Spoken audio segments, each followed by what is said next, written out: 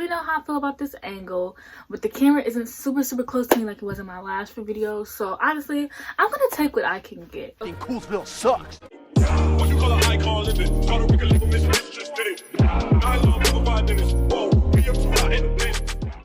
So today I'm going to be doing a book haul. These are some of these are like books that I bought in like November, but majority of these are all books I got in January. Like, I didn't get anything for Christmas. I didn't buy myself any books for Christmas. So these, like, besides maybe like 4 books, these are all books I bought in January.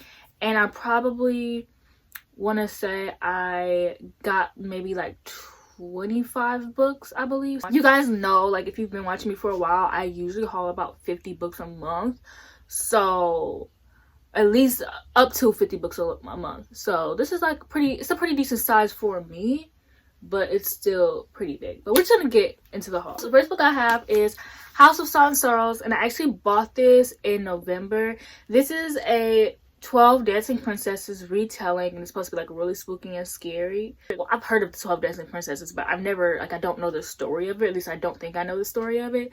So I don't know. And it was supposed to be like really spooky, but everybody was saying that they got scared over it. And I don't know, like, I bought this because I wanted to see like if it was really scary, but then again, I don't know why I'm trusting everyone, because literally I watch scary movies for shits and giggles. So like, I don't know why I thought that like this would be super scary. I haven't read it yet. I started it and just didn't finish. The next book I have was actually sent to me by Avon Books, and that will be Love Her or Loser, which I read this month. I actually gave this book 4 out of 5 stars. This is the second book.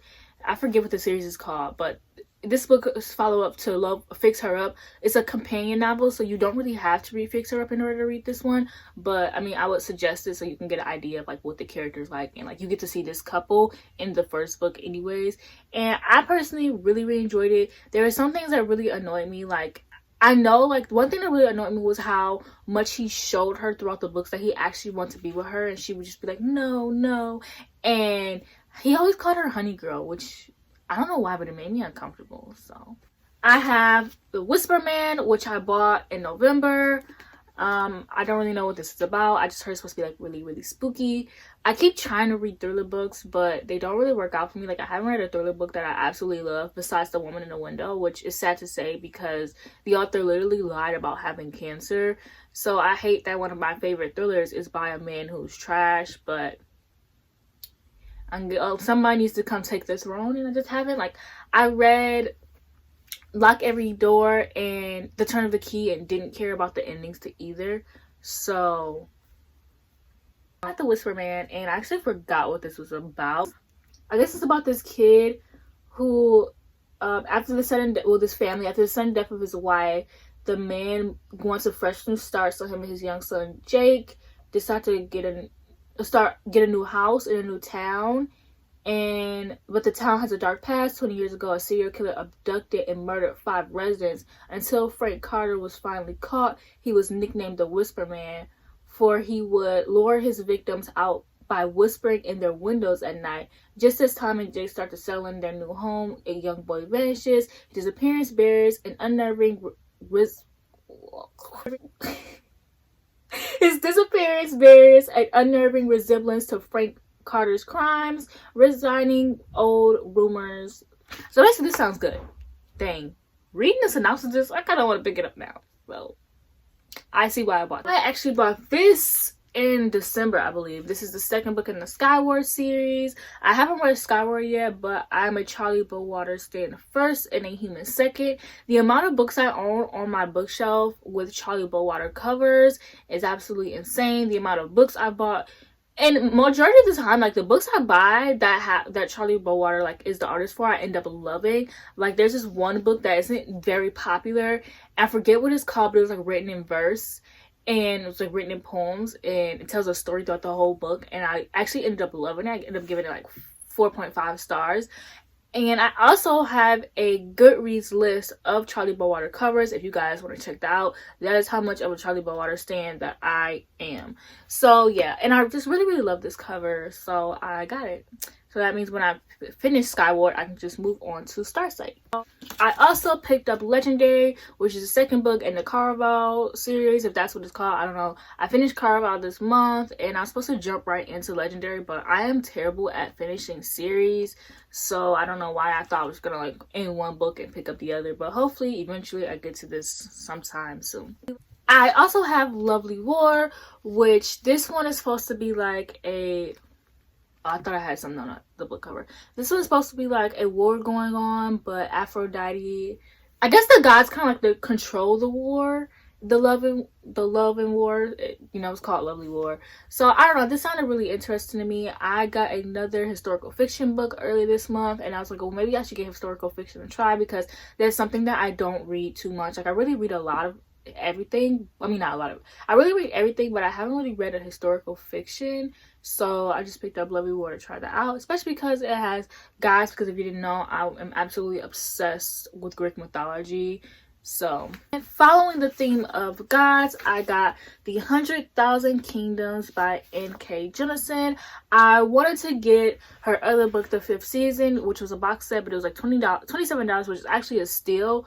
But I like every time I would go to it, I realized that I could get more books for money instead of just getting 3 books, which my brain doesn't make sense. We all know I have my own logic, and somehow buying those 3 books for $27 did not fit in my logic that I have, so I'm an idiot. Anyways, so this book is about mythology, I believe, but I forget. Anyways, yeah, I wanted to get an N.K. Jemisin book, so I just got... This wasn't the cover I was expecting to get, if I'm being honest with you guys. I was a little disappointed when I got this one. It's not that the cover is ugly or anything. I just like the other covers better. So, following historical fiction, I got the Nightingale, which...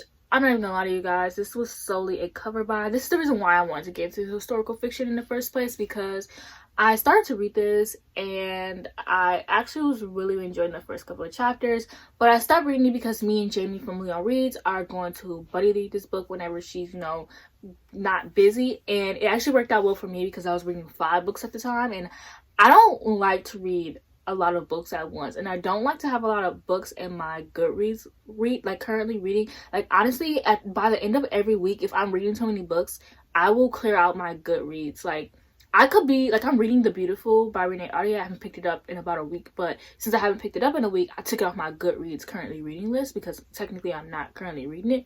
But yeah, I kind of have a problem with that, and so Jamie said she was busy, so I was like, oh, that's perfect because that way I won't push myself to finishing this book now. But also I just absolutely love the cover to this book. It's so beautiful and it sounds so good. I also want her other book, which is The Great Alone. And the next book I got is Kingsbane, which is the second book in the Fury Borne series, which everyone always tells me I'm gonna like this, and so I figured like why not pick it up.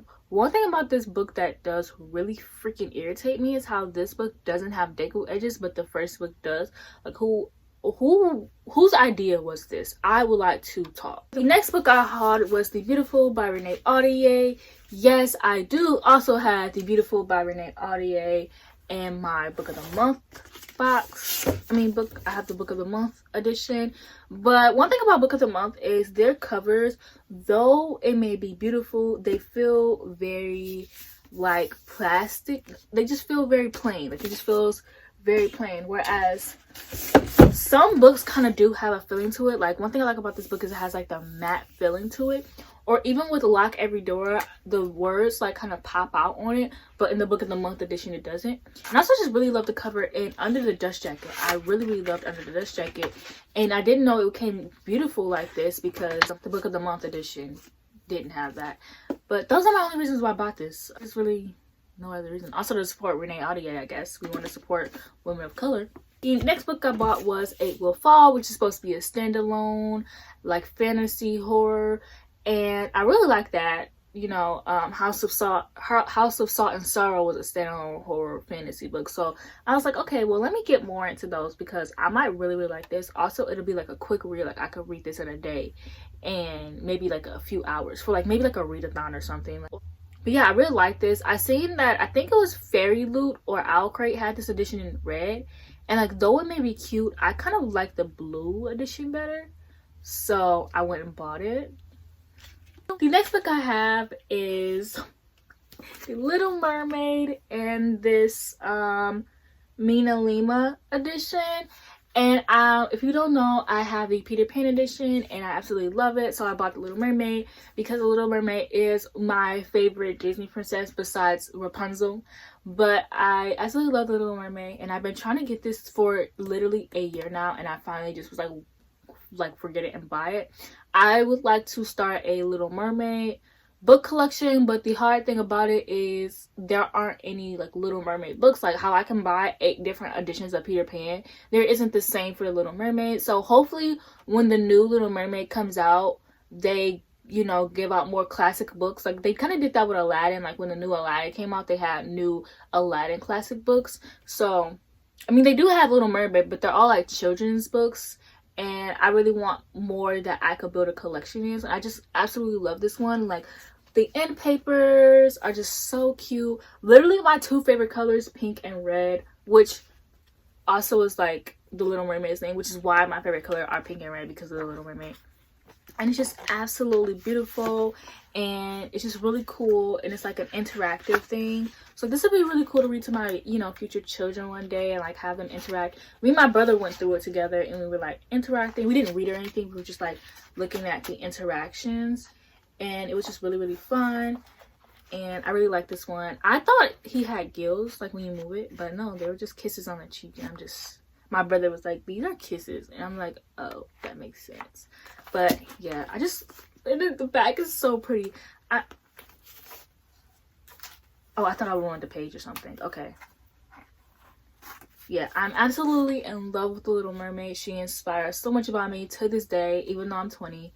And I just love mermaids and The Little Mermaid. And that's why I had it. The next 2 books I bought were The Queen of Nothing, the Barnes & Noble edition, and then the regular edition. I believe I pre-ordered this one. I don't know, actually. Yeah, I believe I pre-ordered. And then I just got this from Amazon. Yeah, and I already tabbed it. I already read it. I read this twice. So yeah, I got Broken Prince, which is the second book in the Paper Princess. Oh my gosh, which is the second book in the Paper Princess series. Well, it's called the Royal series. But yeah, I read this. I kind of regret buying it. I actually canceled my order for it, and it was too late because it was already on its way. But I mean, this book I gave like 3 stars. I really, really loved the first book. I liked this book, but it felt like a filler book, you know, like that one book in the series that, you know, is just written to like fill, or like that one filler episode in the TV series. Like that's literally what this book felt like. It was still good and it still had drama, but it just wasn't as good as the first one. So I mean, I have it now, which is good, I guess. So one day if I do decide that I'm like absolutely in love with this series, that I could just pick this up. I mean, I could just already have this book and just get the other 8 books in the series. There's only 6 books in the series, but I got Skies Without Stars, which honestly I bought this because I want to get more into sci-fi, like specifically like space sci-fi. I do read a lot of sci-fi, but I don't really read a lot of like space sci-fi, so that's why I bought this. And I don't really remember what it was about, but I seen this on Book of the Month, and I was like, wow, this cover is beautiful. And I really want the Book of the Month edition, but this book is going to be a trilogy. And one thing about Book of the Month is I don't know if they really do like series and stuff, all of them. So like I wasn't sure like if I bought this book in Book of the Month that it will have the 2nd and 3rd book. So I mean, I will get this, and I probably will get the Book of the Month edition. But at least like if they don't continue with the series on Book of the Month, then I'll have this. I feel like I'm not making any sense, but yeah, I just love this cover so much. Oh, there's a map. There's a map. What does under the dust jacket look like? Oh, pretty plain.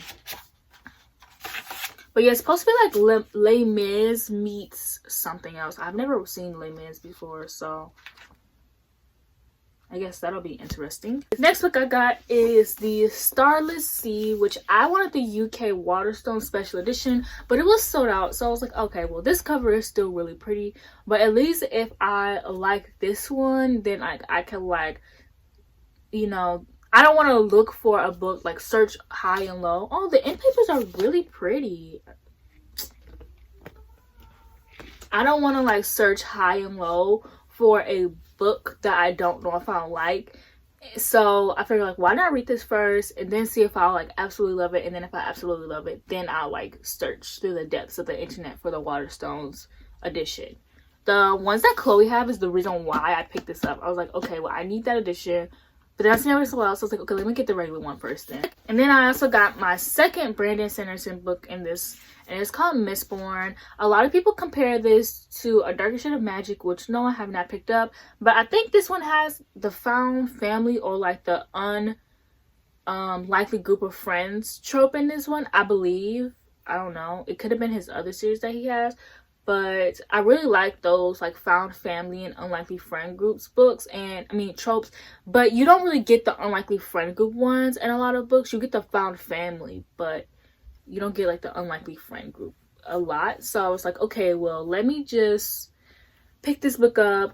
And I really want to get into more Brandon Sanderson. Here's another series I want to read as well. So I was like, well, it wouldn't hurt, I guess. Now we're finally on to our last pile. So the next 3 books I bought were City of Bones, City of Glass, and City of Ashes. I'm aware these are kind of out of order, but I tried to keep it a secret, but I'm not good at secret TBRs, so I really don't care. But I'm going to be reading I'm going to be reading the Mortal Instruments. I'm going to be reading the Mortal Instruments series for the first time. And so I had to pick up the first 3 books because I actually like City of Bones. If you didn't know, I was a huge... Okay, this is too hard to pick up. So... Okay, if you didn't know, I am a huge Mortal Instruments movie stan. Me and Mika watched it the other night. It brought back so much nostalgia. And I actually really loved the movies growing up. So I was like, well, let me just give the series a try. And let me start with the Mortal Instruments and then go to the Infernal Devices. Because I was like, before I was just going to skip it and just go to the Infernal Devices. But I was like, let me start off, like, let me just read it in order. And so far, like, I actually really like City of Bones. And I think it's because of my nostalgia for it and my love for the Mortal Instruments is why I like, really, really loved it so much.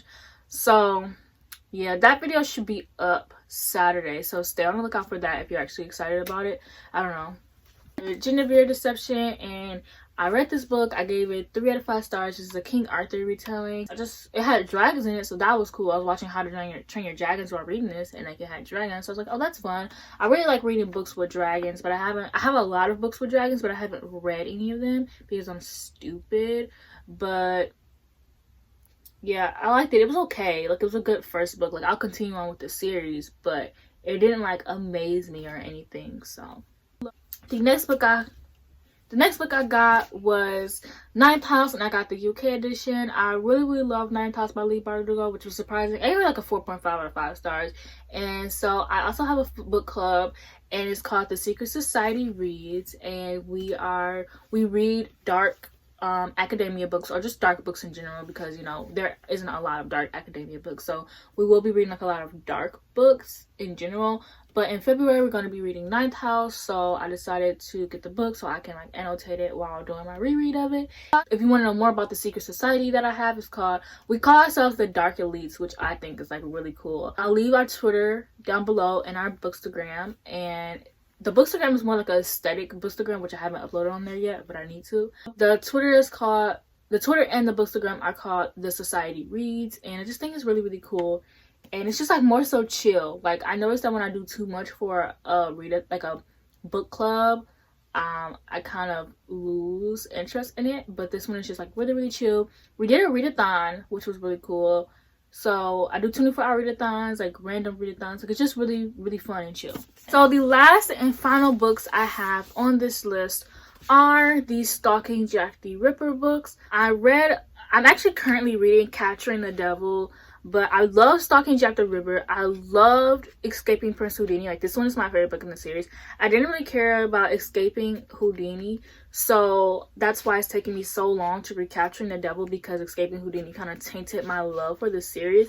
And also, one thing about this series is I felt like the love wasn't dragged out enough. I think it happened too soon, and I guess it's because I'm a slow burn reader. So I really like the series, but this isn't like, I thought this was going to be like my new brand, and I just don't see it being that because it wasn't slow burn enough. So yeah, very sad times for me. But that is it for this book haul. I hope that you liked it. Let me know if you read any of these books, if you want to read these books, if you want to buddy read any of these books. I don't mind buddy reading any of these books, so let me know. Make sure you check out my other videos, and I'll see you guys next time. Bye.